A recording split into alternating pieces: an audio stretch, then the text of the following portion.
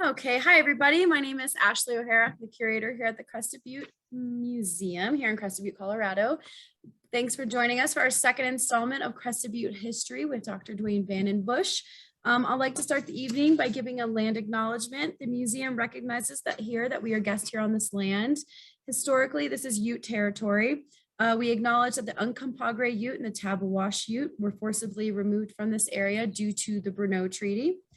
We hope that you will visit our neighbor museum, the Ute Museum in Montrose, Colorado. There's exhibits developed in partnership with History Colorado and the Ute tribes. Our State Historic Society, while we can never do this history justice, we do include information in our exhibits about the Utes, also about the Brno Treaty, the Los Pinos Indian Agency that was outside of Gunnison in our exhibits. Other ways to support Indigenous peoples today is to go beyond these land acknowledgements that we do before these programs and consider taking steps towards allyship, reconciliation by doing your own research of Native groups in your land where you live. You can visit local Indigenous museums, you can read literature from Indigenous writers and take a deeper look. We will also hope that you will consider joining and being a member of the museum here or making a donation to support this program and the ones that we do here in the future. You can do that by visiting our website at crestedbuttemuseum.com. The museum is currently open right now from 11 to 5 Monday through Friday and then 11 to 6 on the weekends. I'm just going to go over a few events that we have coming up because March is going to be a very busy month. So every Friday at 10 a.m., we are offering 45-minute interpretive tours inside the museum. You can learn about Tony's Conoco, old timers, a lot more more in depth about the exhibits that we have currently. You can also join us March 2nd. We're bringing back the Crested Butte walking tours. That will be every Wednesday at 2 o'clock with Glow Cunningham. March 11th and 12th, we are putting on the play Let 'em Run, the great ski race of 1886, the one that features Al Johnson. It's a Reader's Theater production. You can also get tickets for that on our website. March 17th, please join the museum and the Crested Butte Nordic Center for another historic cross-country or snowshoe tour. You can also buy tickets on our website. We'll be cross-country skiing or snowshoeing to the Magic Meadows Yurt that's up the Slate River. There you'll have a historic talk with myself and you'll have a drink is included with a light food as well. Another event that we're doing is March 18th. We're hosting a night at the museum. Dr. Duane Vandenbusche will be one of our historians here. He'll be upstairs and in the museum offices where our collection is. We'll also have Kay Peterson Cook talking downstairs about the mountain bike culture. Here you can just take a little bit closer look into some of the Crested Butte history. Once again, you can buy tickets by calling us at 970-349-1880 or visiting our website.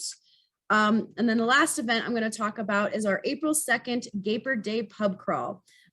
This is going to be a little bit different than our other pub crawls, but we're going to be having a talk at Kachivers, the Eldo, and the Talk of the Town, so a little Bermuda Triangle. And then there you'll hear stories about past ski instructors, past ski patrollers, and Flausching Casbins. And then afterwards, we're all going to meet together at the Talk of the Town for a concert with one of our own Anna Marie's band, Alternative People. So it should be a good party to send off the ski season. And then this program is being recorded and will be available on our YouTube page. If you have any questions about our programming, you can visit our website again. You can find us on Facebook or Instagram or sign up for our newsletter. And then we also post events in the newspaper as well. Thank you to our lead sponsors, Diane Woolery in honor of John Yankovic, John Briggs, Construction, and Kachivers. And we'll have time for questions and comments at the end of the talk. Okay, Duane. Thank you very much, Ashley, and welcome everybody. Sitting here with the famous pot-bellied stove in the Crested Butte Museum where Tony's Conoco used to be, and very happy to have all of you on board. This is the second of 8 sessions. We're going to have a whole series of topics from 6 o'clock to about 7 o'clock every Tuesday evening. And next week, We will talk about Crested Butte, the origin of Crested Butte, and then Crested Butte is the gateway to the Elk Mountains, which was a great center, jumping off point for people going to the great mining camps nearby, the silver and gold mining camps nearby. One of the things we're going to talk about are the Ute Indians today. This is not a Ute Indian, it's a Mojave Indian. I'm in the process of moving a lot of stuff around, so we're not going to have a whole lot of pictures this evening. One of the highlights is coming up in about 3 weeks when Pete Dunda is going to talk about the music of Crested Butte, and then we are going to film a polka party here at the museum with everybody invited. Pete, of course, his great band, accordion. It's going to be lovely and ought to be a great time. And people who aren't here, we hope to have you keep your toes a-tapping wherever you are. We'll have a trivia question at the end of the topic tonight, and with a free book going out to anybody who answers first. Today, we are going to talk about what happened in and around Crested Butte in Colorado on the western slope before there was a Crested Butte. And I'm going to start off by talking about a great historian named Frederick Jackson Turner from the University of Wisconsin. In the year 1893, Turner talked to the American Historical Association meeting in Chicago and delivered a great 12-page paper called The Significance of the Frontier in American History. And he said the census report of 1890 indicated that there were 3.9 people per square mile in the West. The frontier designation had been 2. So the frontier was done. And Frederick Jackson Turner made the following points. What was the significance of the end of the frontier? He said that the one thing that distinguished an American over anybody else was the presence of free land and the frontier in the West. He also said that if you were down and out anywhere outside of the West acted as a safety valve where you could go to if you're out of a job. There are new opportunities out in the West. And he also said that with the large numbers of people going along the Oregon Trail and the California Trail and out to California for the gold rush, to get large numbers of people moving from one area to another, you had to have something expelling them and something attracting them. And the expelling, obviously, was you were out of a job. The attraction was the great land of the Willamette Valley of Oregon, or the gold fields of California, the gold fields of Colorado. The frontier, he said, was gone. And what did that mean? The frontier had led to inventiveness and adaptability, and it made somebody called an American.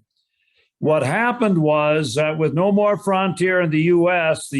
began to go to different frontiers like Hawaii and Alaska and Puerto Rico and the Philippine Islands, and we developed a colonial empire. And that's where the frontier went to. 10 to 12,000 years ago in the Gunnison country and in the East River Valley, prehistoric people lived. And Mark Steiger of the Archaeology Department of Western has found all the artifacts from those people on top of Signal Peak and also on top of W Mountain. So that was a long time ago before written records, but we know there were Native Americans here at that time. And then came the Native Americans that we call the Ute Indians. 2,500 or so, we believe, lived in the Gunnison country. They were first mentioned by the Spanish in 1626, but we know that they were here long before then. They were short, they were dark-skinned, they got horses from Spain, and they were very tough adversaries. They loved the East River Valley and the Gunnison country as a summer range, and they moved to the Uncompahgre Valley out of where Montrose and Grand Junction are today in the winter. They were a nomadic people. Because of a treaty in 1868, the Utes were moved to the Los Pinos Indian Reservation, not far from Cochito Pass. And a cow camp came right where the Temichi and Gunnison rivers came together at a Spanish name called Dos Rios, which means meeting of two rivers. And there a man named Jim Kelly and a fellow named Sidney Jochnick, who wrote about this later on in a great book called Early Days on the Western Slope of Colorado, were there. And riding in on Christmas Day and a cold day in 1872 came a fellow by the name of Alonzo Hartman, and he took over the cow camp. And later on, when the Ute Indians were moved out, he ranched at that area. And of course, Hartman Rocks today, which are right outside of his ranch, were named for him. The Ute Indians stayed in the Gunnison country in the summer until the Great San Juan mining rush. And then in 1873, the Bruneau Treaty moved them out. And they were moved out a couple of years later to a place called Kelowna. And Kelowna is 12 miles to the south of Montrose, right along the banks of the Uncompahgre River. And then in 1880, they were moved out of Colorado completely to the Uinta Reservation in Utah. The only group of Utes that weren't moved out were the Southern Utes, and they stayed near the Tonatoy Walk and Pagosa Springs and Cortez. The philology, the folk spirit of the Ute Indians is still with us today. A lot of names that we have today are Ute names: Tamichi, Chavano, Juanita, Saponero, Kirakanti, Chipeta Falls and Signal Peak, and Cochito. The scares were very common when the Ute Indians lived in the Gunnison country. In Irwin, they had a log stockade. This was a mining camp, about silver mining camp, about 10 miles west of Crested Butte. And they also had a signal that if Utes were spotted after the Meeker Massacre of 1879, somebody was supposed to fire 3 shots, and everybody would hustle and get in behind that log stockade. One day, one of the miners was out in the field, was accosted by a bear, snapped off 3 shots, killed the bear, and then took his time skinning it out. When he walked into Irwin, every gun behind that log stockade was pointed on him, and not very many people were happy because of the scare.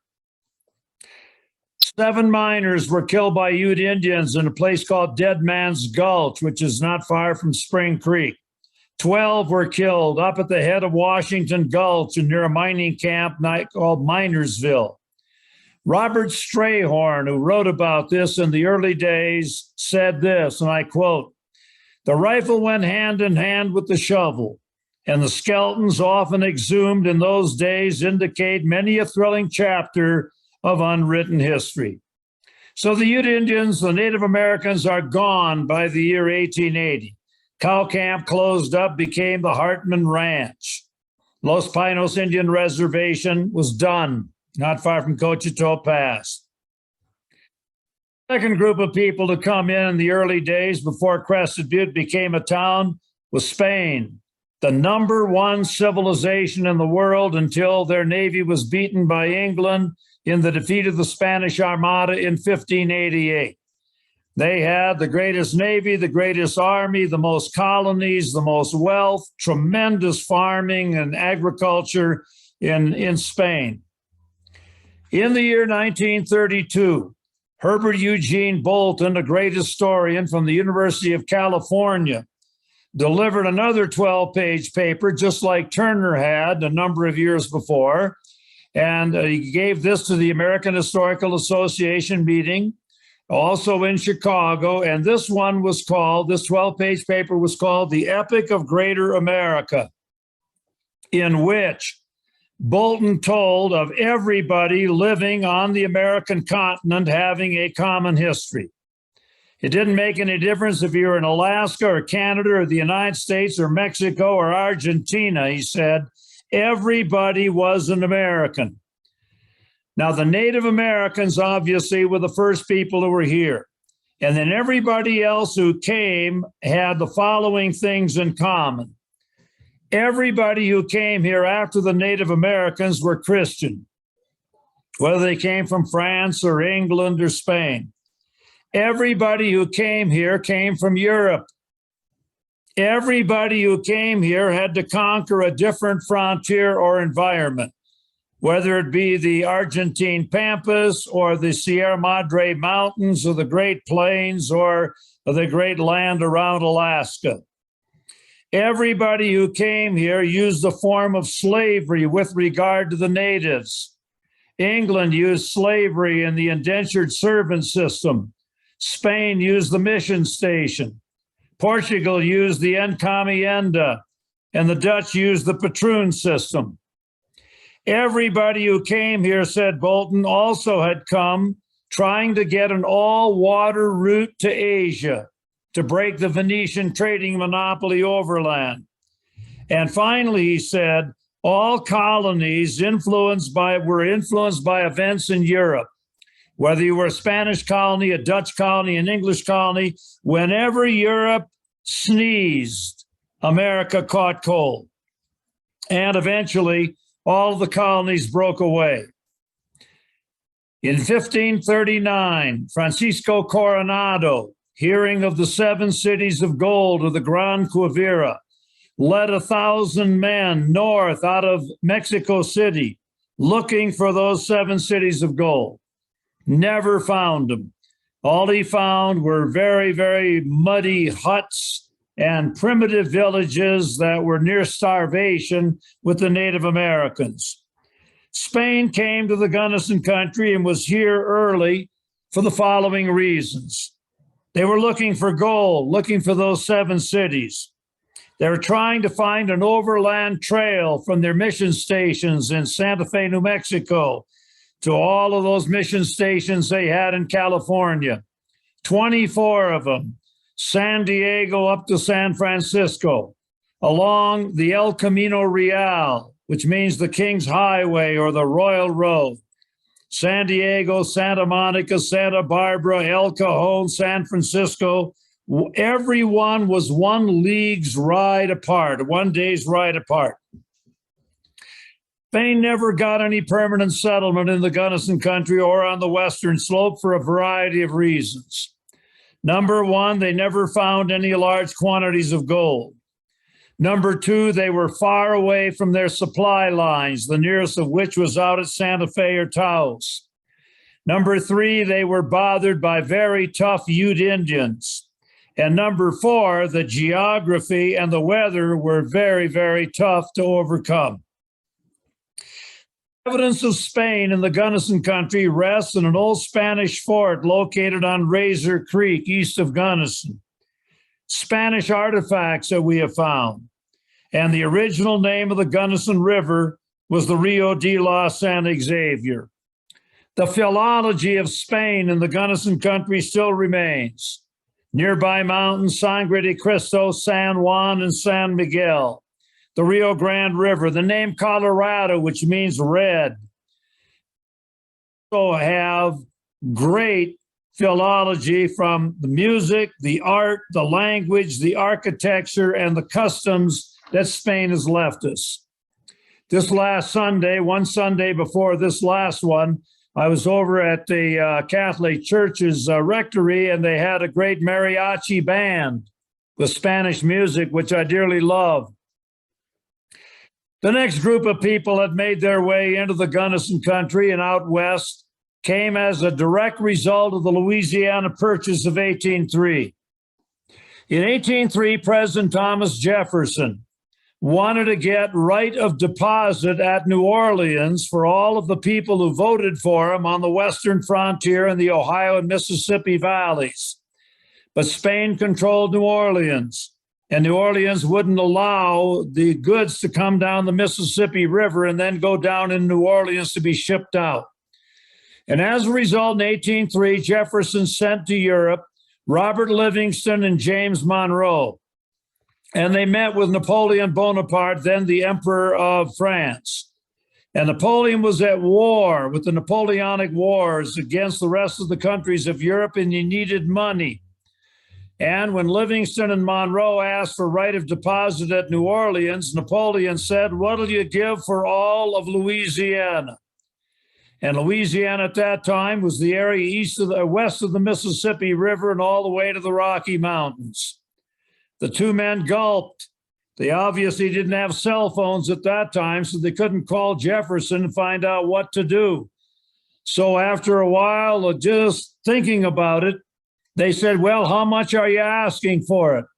And Napoleon said $15 million, which was a lot of money at that time. Livingston and Monroe took a chance, and they bought all of Louisiana for $15 million. And when they got back, Jefferson was shocked to find out that they had doubled the size of the United States.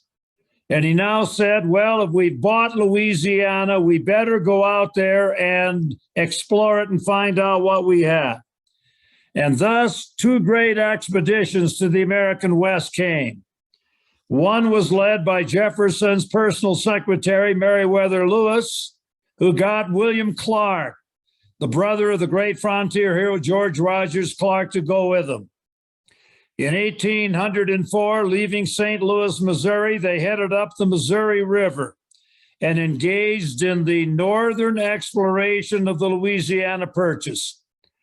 They ran into a 16-year-old Shoshone girl named Sacagawea near Bismarck, North Dakota today, near a little fort called Fort Benton later on. And she took them to the west. And their job was, said Jefferson, see if the Missouri River goes all the way to the Pacific coast. Find out about the mountain ranges. Find out about the flora and the fauna, and try to get a relationship with the Indians. And for a while going west, they followed the Missouri River, which looked like it might go all the way out to the west coast.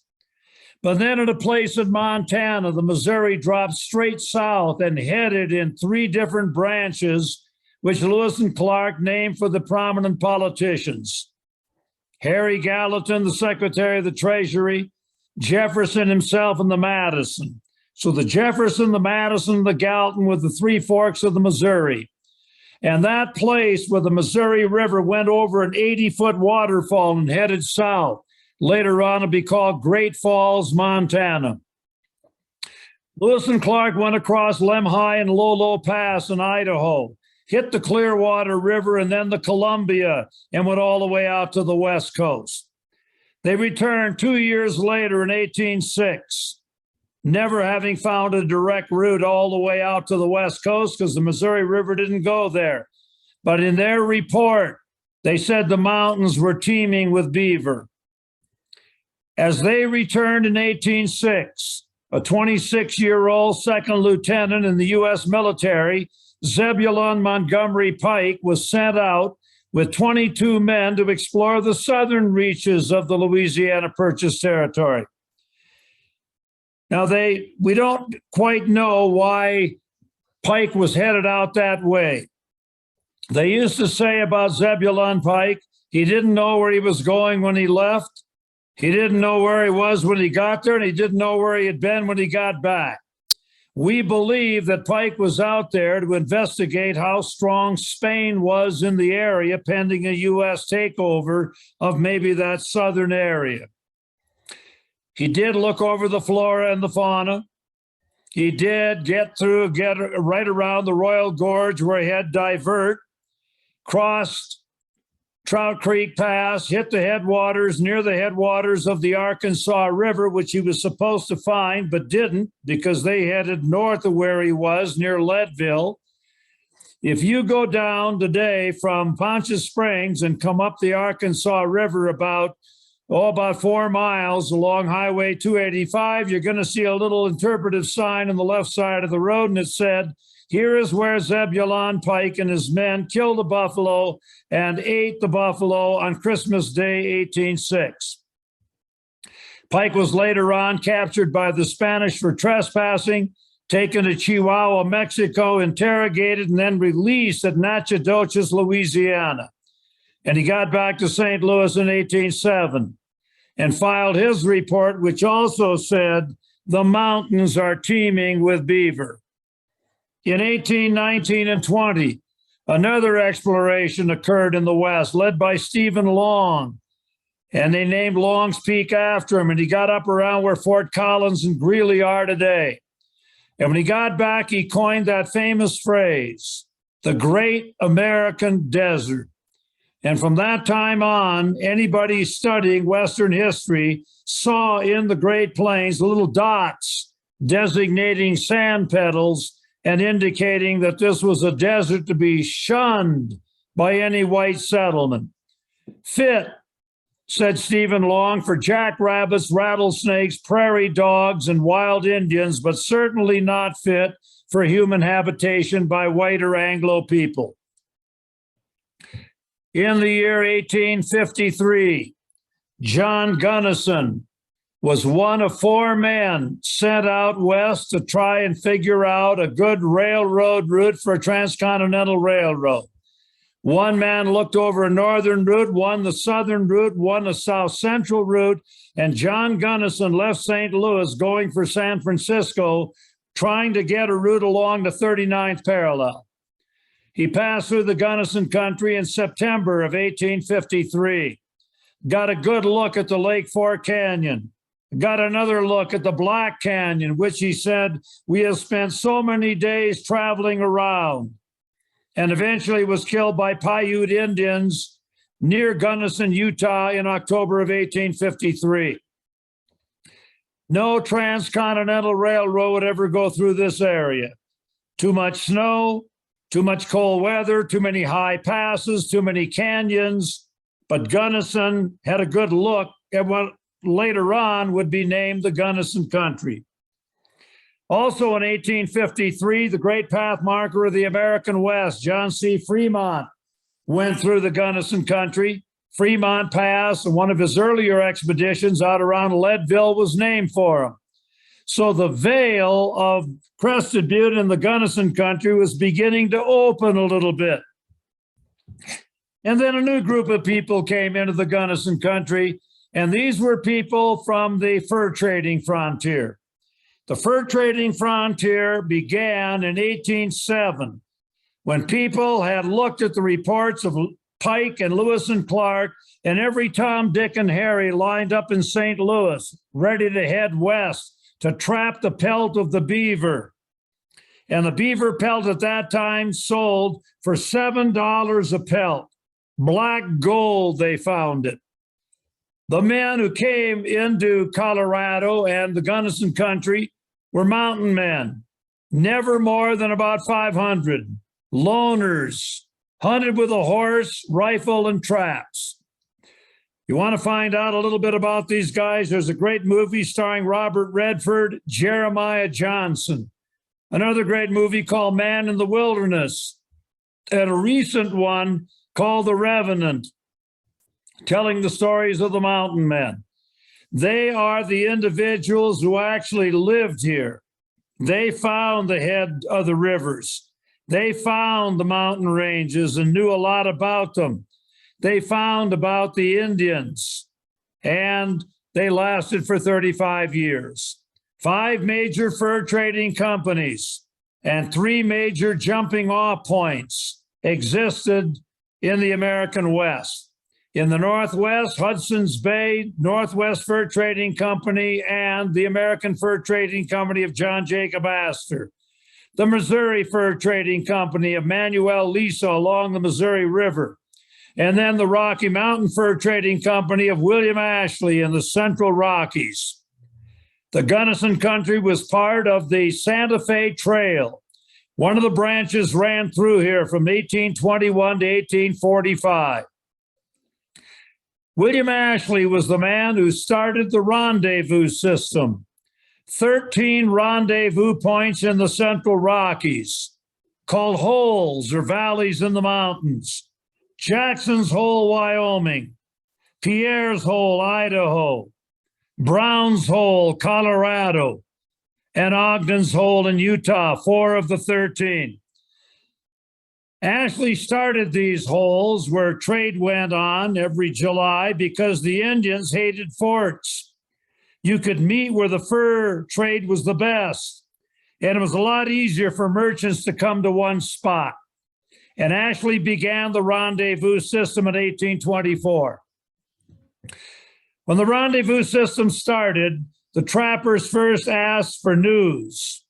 And then they sold their furs and they made all kinds of money. Even after they bought knives and tobacco and blankets and guns, they had a lot left over. And then a roaring party occurred. Gun duels at 20 paces, card games where you lost almost all of your money. And then the fur traders stumbled back into the wilderness.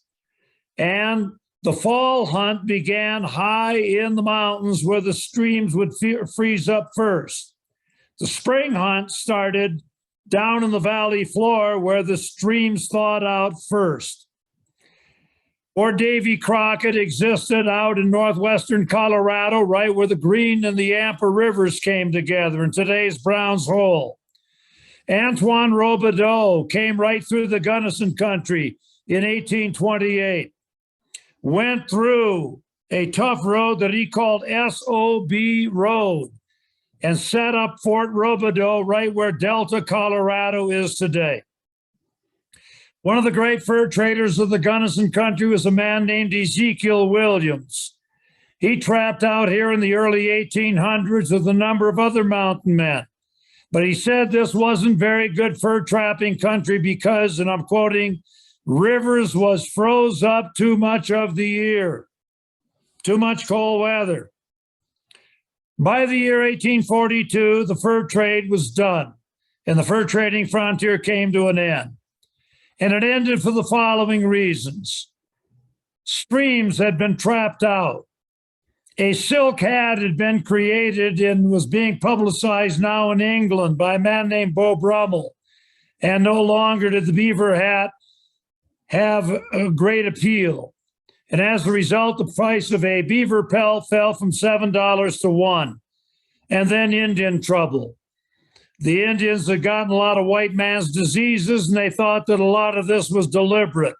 And this became a very dangerous place to be. But the legacy of the mountain man was tremendous. He knew the area. He reduced Indian power. He advertised the West, and of course, he made a lot of money.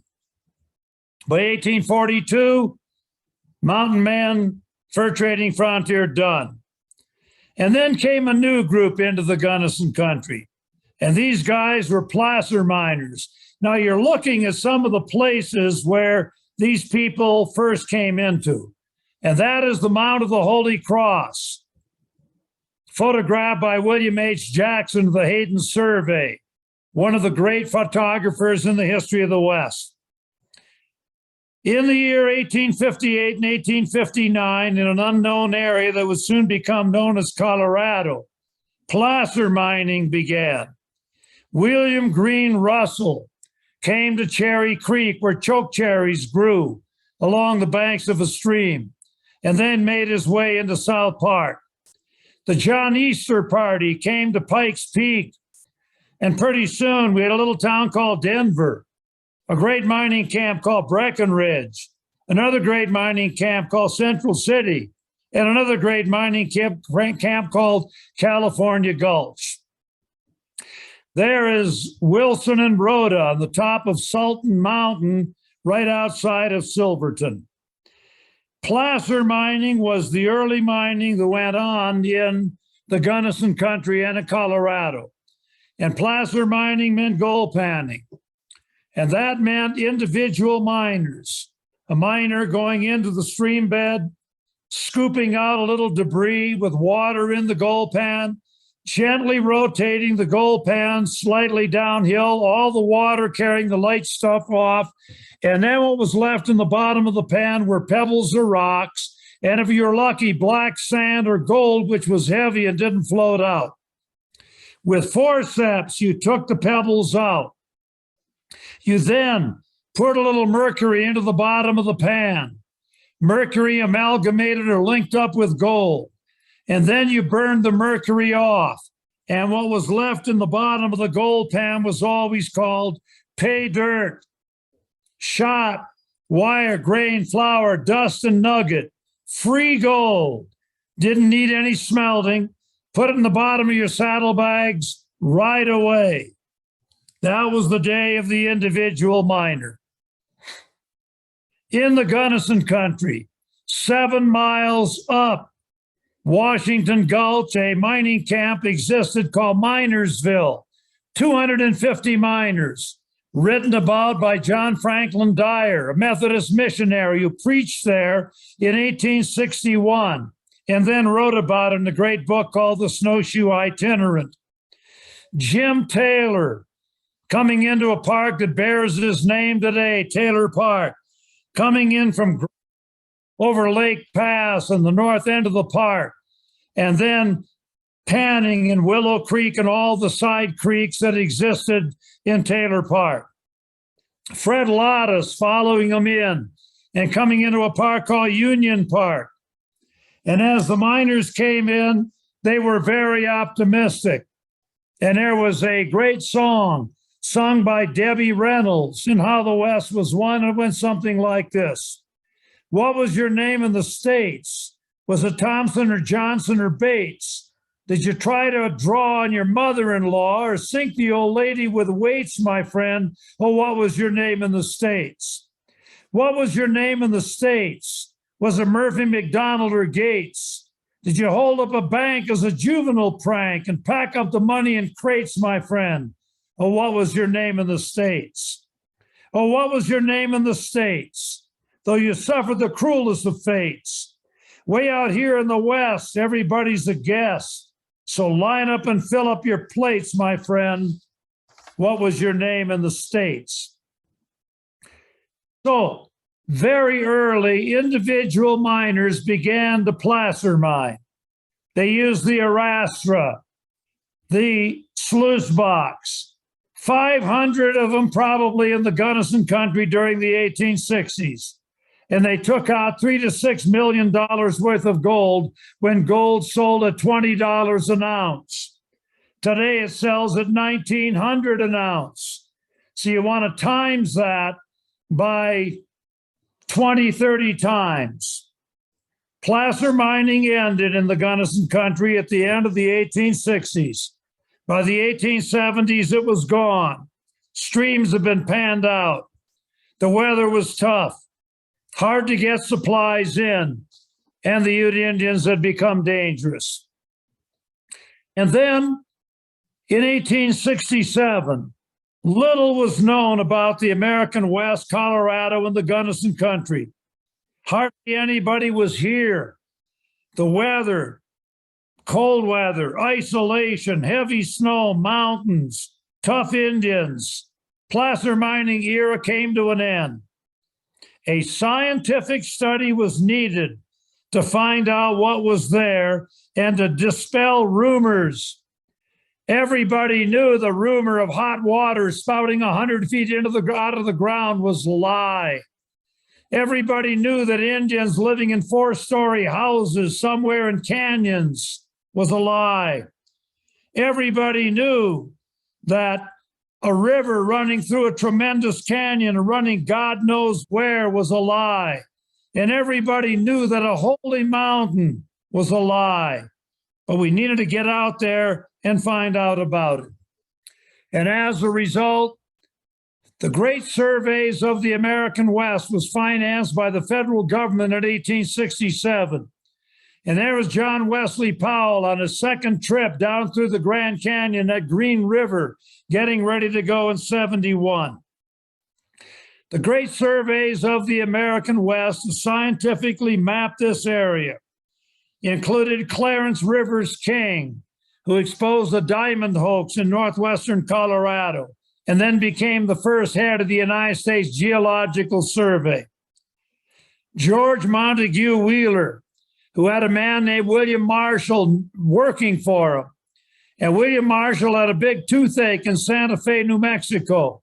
And he wanted to get to Denver, Colorado to take care of that abscess tooth.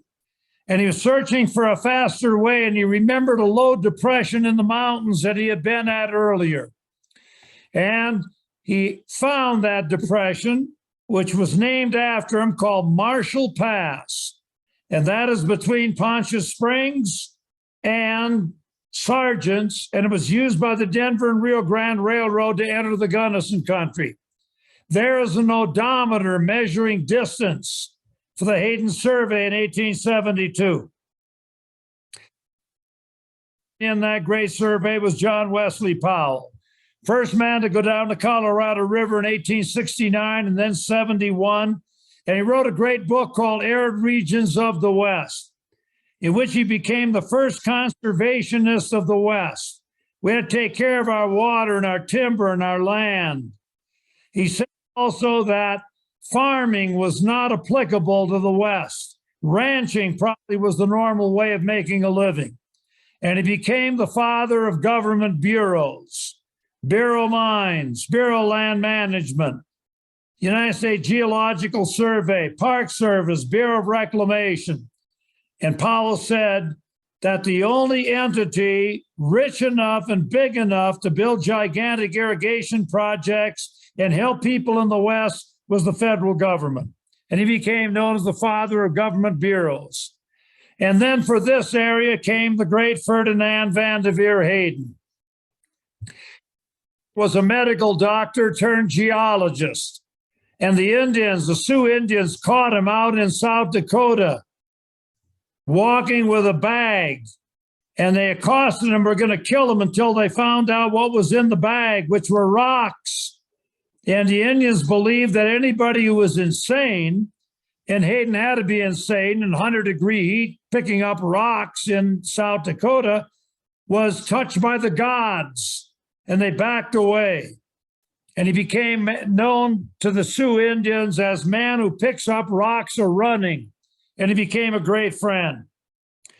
Hayden came into the Gunnison country in 1874, stood on top of Mount Teocalli, and looked out at two great mountains in the distance, which he called the Crested Buttes.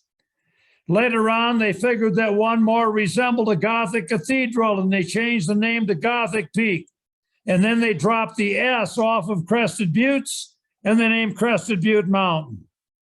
One of his men, Sam Emmons, had Mount Emmons named for him. And now you see the placer miners and a guy with a sluice box trying to get gold. Ferdinand Hayden had a town, a pass, a mountain, a creek named for him, and the surveys became a great success. Point where Crested Butte is ready to emerge. It is the late 1870s. People are now coming into the Elk Mountains. Crested Butte is ready to open as the gateway to the Elk Mountains, the jumping off point for Irwin and Tin Cup and Gothic and Crystal and Schofield and all those great silver camps nearby. So next week, we take a look at the start of Crested Butte and the gateway to the Elk Mountains. And that will conclude what happened in Crested Butte, or the Crested Butte area, before there was Crested Butte.